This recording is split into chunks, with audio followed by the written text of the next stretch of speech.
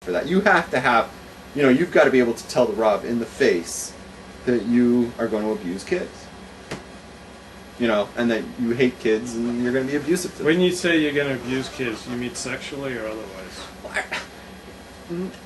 Why is it that the only people who would ever ask that question, right, are always a frummie, right? Like nobody, when people hear child abuse, I actually have the answer for this. Can I take 5 minutes on this one? Because I actually know the answer to my own question.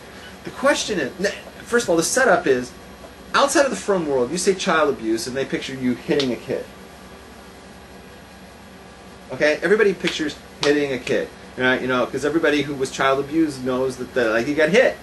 Okay, I also think that neglect, which people don't think about, is just as damaging, if not more damaging, than violence. Neglect is a terrible form of child abuse. Terrible.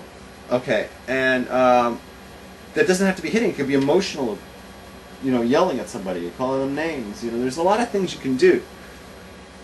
I'm going to say, based on my experiences, that everyone who's not inside the frum world, when you say child abuse, they're thinking along these lines. You go to the frum world and you say child abuse, and they go, "Oh, you're one of those perverts. You're a child molester." And I'm like, where did you get that from, right? Like, you couldn't be more off base, right? Because there's no history of molestation in my family, thank God, and I never have any of those tendencies, right? That's got nothing to do with it. And I'm like, why am I even defending? Why are we having this conversation? And it's because, and I can tell you why, folks, in the frum world, now you're not part of this, but in the frum world, they don't have a concept of child abuse. You're allowed to beat your kids. Right. You're allowed to yell at them. You're allowed to neglect them, right? That's not child abuse. Yeah, that's just like bringing up kids. Exactly. Yeah, they have no problem. They have no concept of the cycle of abuse because they don't have a concept of child abuse. That you can have child abuse going on right in front of them, they wouldn't recognize it because to them it seems like normal. So the only thing that's out of the ordinary is when it's pointed out to them, hey, the rabbi in the yeshiva had molested the kid, and then everybody's got to deal with it. And even then, the more religious you go, well, here we go. The more to the right you go in the religious world, it's not looked on as worse than any other sin. I think that goes across the board. I can tell you a modern Orthodox place over here where the guy got in trouble and it was smoothed over. Right. It's pretty much from across the board. Yeah. For people who are not Orthodox, when they hear about sex with kids, or sexual relations short of intercourse, even it's like Yeah, they lose it. But that's not the Torah attitude. It's not. What it should be. It should be, but you don't have. Don't say it's not Torah attitude. It's not a frummy attitude. There's nothing in Torah that says this is particularly heinous. Oh. We just don't have that in the Masorah. Hold on.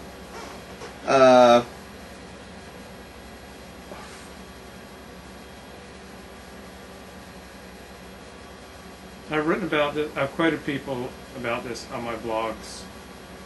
You may have a good point. There's nothing like explicit. Yeah. It's not like if a Rebbe right makes a pass at one of his kids or something. Yeah. It's always the other way around.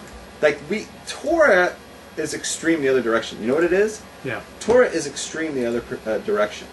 Torah says that a man can't teach the females, right? Yeah. They don't want you teaching females. Yeah. Because they don't, you know what I mean? Yeah. Torah says it's always keep the boys and the girls in different schools. Yeah. Torah says if a guy's single like me, I can't teach even boys in a boys' school. You know why? Why? Because the mothers might come to pick them up. Right. And I might be tempted to do it with one of the mothers. Right. And plus they'll see me and they'll get the hots for me. Right. And the next thing you know, they're picking up their kid every day, So Torah goes to extraordinary lengths to prevent what it considers a problem, right? And it could be accused of being, oh, it's so strict about those areas. But you don't see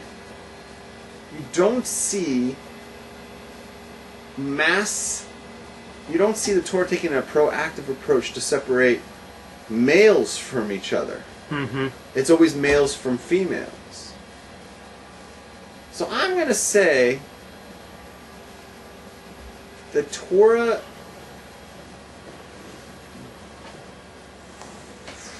figures that is the Yetzer stronger for women? Okay, so I've worked out some thoughts on this. So as I review the entire corpus of Judaic literature in my head, as I review the entire Torah, from the written Torah to the Talmud to the ongoing you've learned the entire, pretty much mastered the and not just entire learned it, Talmud. but it's like it's memorized up here. And not just the Talmud, but all the commentaries on top of the Talmud. It's a massive amount of learning. Then the commentaries on the commentaries, and then we get to the Shulchan Aruch, and then the commentaries on top of the Shulchan Aruch. Okay, so as I review the entire corpus of Torah in my head, I can't find much about trauma. Now, I wonder if trauma is Goyish thinking, outside of Torah, and hence has no validity. So I remember moving to the United States at age 11, and suddenly people started saying I was insecure. Now, this is like kind of psychology speak that we have a lot of in California, but we didn't have so much of in Australia. Now, I was just as insecure when I lived in Australia, but when I moved to California in 1977 at age 11, suddenly surrounded by people who were immersed in psychological thinking. And there weren't as many Aborigines around. So when my father got kicked out of the Seventh-day Adventist Church ministry in 1980, I was 14. Now, many of my peers at the time speculated that this would traumatize me. And I immediately accepted this because it was like an out. I thought, I'm traumatized, and I'm miserable, and I hate the church, and I proceeded to have a miserable 9th grade. I got a D average, and I thought of myself as a traumatized victim. So there's this comment on a blog post as follows that I thought was fascinating. Children are taught by battalions of self-interested psychologists and plaintiffs' lawyers that they must feel traumatized by every allegation of abuse, real or imagined. Imagine if this cottage industry of grievance mongers had been around for our grandparents who went through Auschwitz. None of them would have picked themselves up to remarry, raise kids, and create successful businesses, put the past behind them. They would have been taught to dwell on the past, wallow in it, and generally think of themselves as victims. This type of psychobabble is not found in the Torah, which is one reason the Orthodox community largely rejects it. But I submit to you that there are millions of non-Jews in this country alone who also do not share this type of mindset. It's a way of thinking, not necessarily a religious issue. And that's why the comparison to eating McDonald's is wildly inexact. Eating a cheeseburger is concrete. It's easily identifiable as a violation of community standards. But what exactly is abuse? This day, amid all the accusations of false accusations, truths and half-truths, no one has been able to tell us exactly what abuse is or what is molestation. Okay, so I thought that was interesting. Like trauma doesn't have like a Torah category. Like we don't, Torah literature doesn't talk about trauma.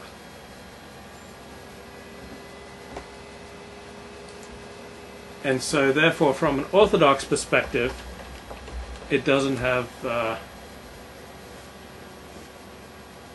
trauma. It isn't anything. So this is Rabbi Mark Shapiro.